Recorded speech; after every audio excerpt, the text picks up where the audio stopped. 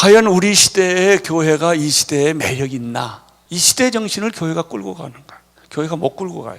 숫자만 많았지 이 시대 정신을 교회가 대표하지 않는단 말이죠. 근데 70년대, 80년대, 90년대는 한국 교회가 한국 사회를 대표했어요. 그 당시는 CBMC라든지 기도원이라든지 이게 영향력이 있었거든요. 그 1세대 선배 크리스천들이 그걸 잘 끌어갔어요.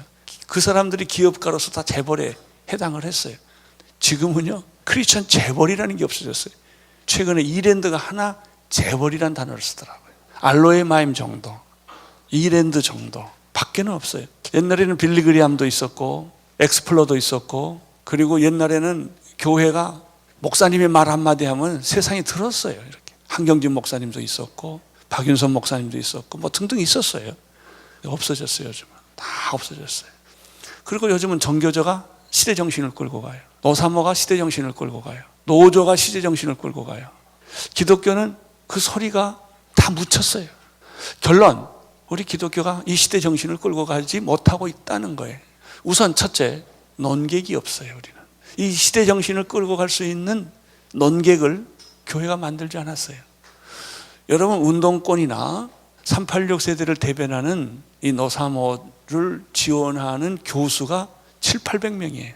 그 사람들이 이번 정권이 들어와서 다 좋은 자리를 차지했어요. 연구소, 학교, 정부 조직에 이 700~800명 교수들이 다 들어갔어요.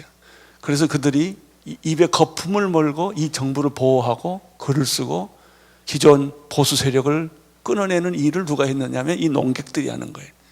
근데 우리는 사학법에 관한 얘기 글 하나 쓸 사람이 없는 거예요. 우리는 목회는 잘했는데 학자가 없는 거예요. 따라서 TV나 언론이나 잡지나 이 사회에서 농객을 만들지를 못했단 말이죠. 그래서 이 시대 정신은 못 끌고 가는 거예요. 지금 우리 보수주의나 복음주의자들이 해야 될 일은 학자 키우는 거요, 농객을 키워서 언론을 다시 장악을 해야 돼요. 여러분, 참여연대라든지 이 시민단체들은 거의 90%가 이쪽 사람이 가지고 있어요. 그리고 목소리를 하나로 내는 거예요. 이렇게. 이게 시대 정신을 만들어가는 거예요.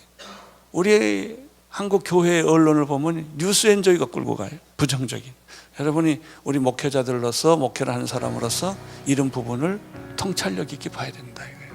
그리고 보수주의, 복음주의자 농객들은 겁쟁이들이에요. 이렇게 막 감옥 갈 생각이 별로 없는 거예요. 그러니까 막 글을 못 쓰는 거예요. 투쟁을 못 하는 거예요. 그냥 계속 밀리는 거예요. 시대 정신을 끌고 갈 수 있는 교회의 모습.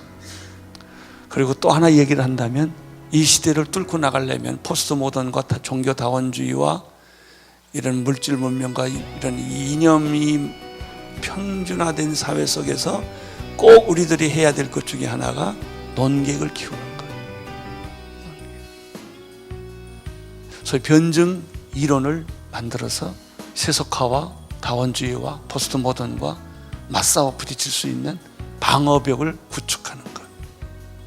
그래야만 수많은 선한 세력들, 하나님의 세력들이 시대 정신을 만들어갈 수가 있다는 것이죠.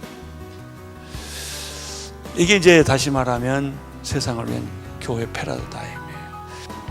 한국 교회도 얼마나 교회 자체들이 다 이기적인지 몰라요. 연합과 팀워크는 못해요. 우리는 이걸 뚫어야 돼요.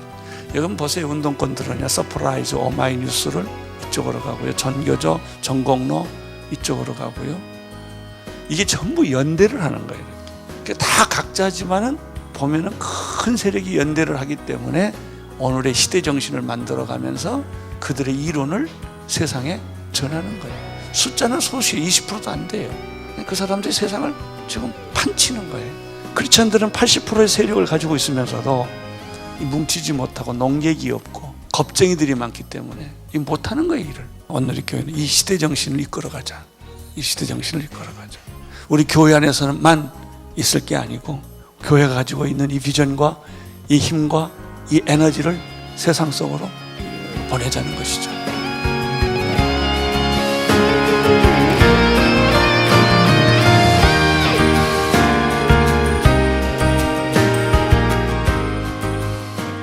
예수께서 말씀하시기를 요한복음 14장 6절에서 나는 길이요 진리요 생명이라고 하셨는데, 거기서 우리는 중요한 세 단어를 발견하게 됩니다. 첫째는 길이라는 단어입니다. 왜냐하면 모든 사람들은 길을 잃었기 때문에 그렇습니다. 길이 아닌 길을 가기 때문에 그렇습니다. 나는 여러분들이 인생의 참된 길을 발견할 수 있게 되기를 바랍니다.